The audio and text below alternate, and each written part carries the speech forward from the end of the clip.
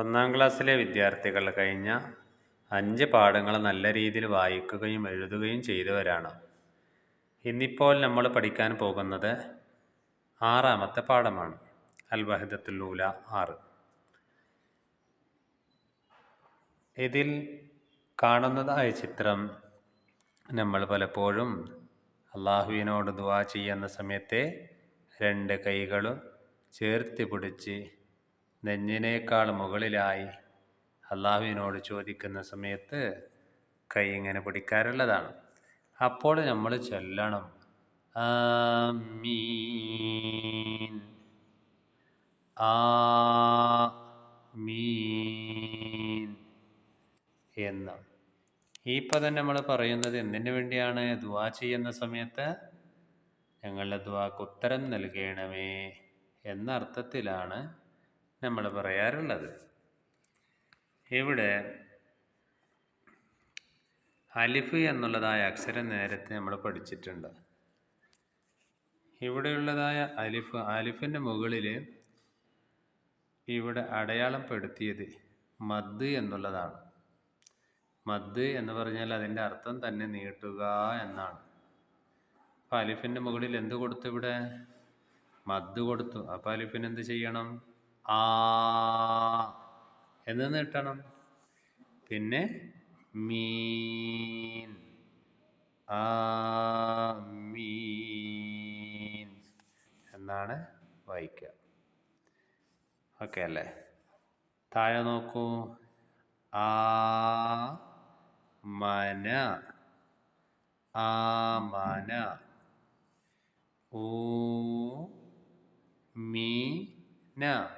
ഊമീന ഈമാനുൻ ഈമാനുൻ. മനസ്സിലായോ? ഇവിടെ ചുവന്ന അക്ഷരം നോക്കൂ. ആ ഊ ഈ. ശരിയല്ലേ? ആമന ഊമീന ഈമാനുൻ. ഒന്നുകൂടി നോക്കൂ. ആമീൻ ആമന ഊമീന ഈമാനുൻ. താഴെ നോക്കൂ. അലിഫിൻ്റെ മുകളിൽ എന്ത് കൊടുത്തിട്ടുണ്ട്? മദ് കൊടുത്തിട്ടുണ്ട്. ഹംസക്ക് ഫത്തഹ് കൊടുത്താൽ ആ, ശേഷം ഒരു അലിഫ് കൊടുത്താൽ ഇവിടെ നീട്ടണം. അപ്പോൾ ആ. ഇതും എങ്ങനെ തന്നെ വിഷയം മനസ്സിലാക്കണം. ഫത്തഹിനെ നീട്ടാൻ എന്ത് വരും? അലിഫ് വരും. ഇവിടെ ഫത്തഹിനെ നീട്ടാൻ എന്ത് വന്നു? അലിഫ് വന്നു. ഇവിടെ അലിഫിന് മുകളിൽ ഹംസ കൊടുത്തു, ലമ്മയാണ് കൊടുത്തത്. അപ്പൊ ലമ്മയെ നീട്ടാൻ എന്ത് വരും? വാവ് വരും. ഊ. ഇവിടെ കസറാണുള്ളത്. കസറയെ നീട്ടാൻ എന്ത് വരും? യാവ് വരും. ഈ. ഇവിടെയും കസറിനെ നീട്ടാൻ എന്ത് വന്നു? ഈ യാവ് വന്നു. ശരിയല്ലേ?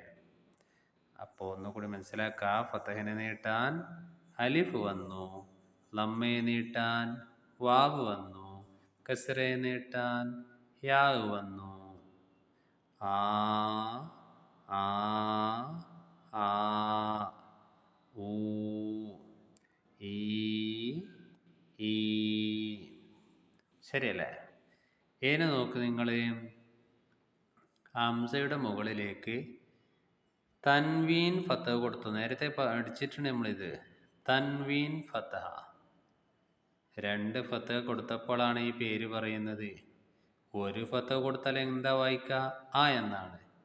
2 ഫത്തഹ എന്ന് പറഞ്ഞാൽ തൻവീൻ ഫത്തഹ് കൊടുത്തു കഴിഞ്ഞാൽ അൻ. ശരിയല്ലേ? അൻ. ഇവിടെയും അൻ. ഇവിടെ തൻവീൻ കസറ ഇൻ ഇൻ.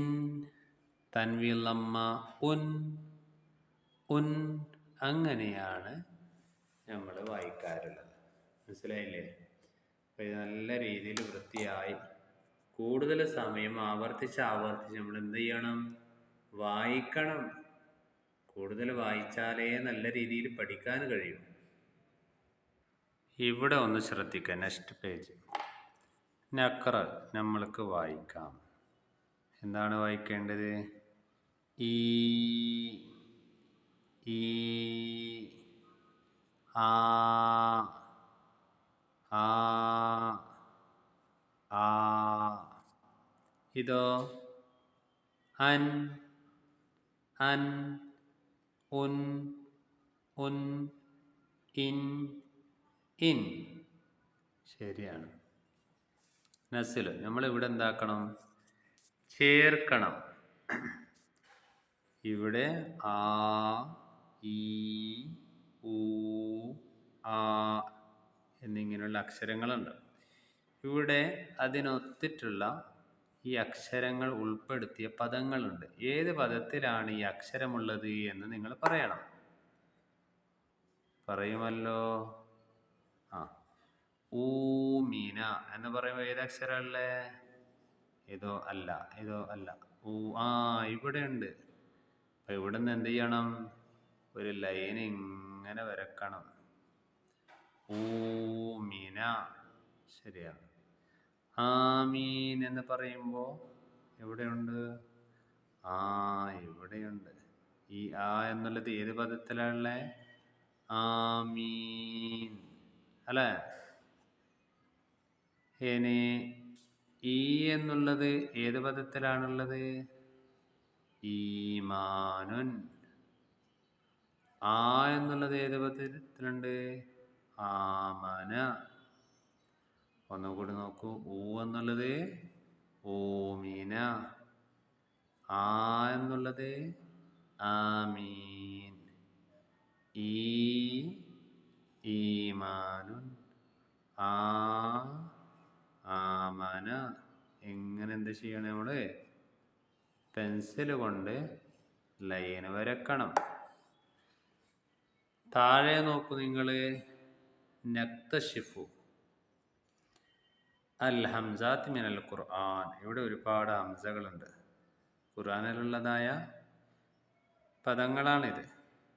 യുനബ്ബഉൽ ഇൻസാനു യൗമഇദിൻ ബിമാ ഖദ്ദമ വഅഖർ എന്ന് പറയുമ്പോൾ യുനബ്ബഉ ഊ എന്നുള്ള ഒരു ഹംസ കിട്ടി.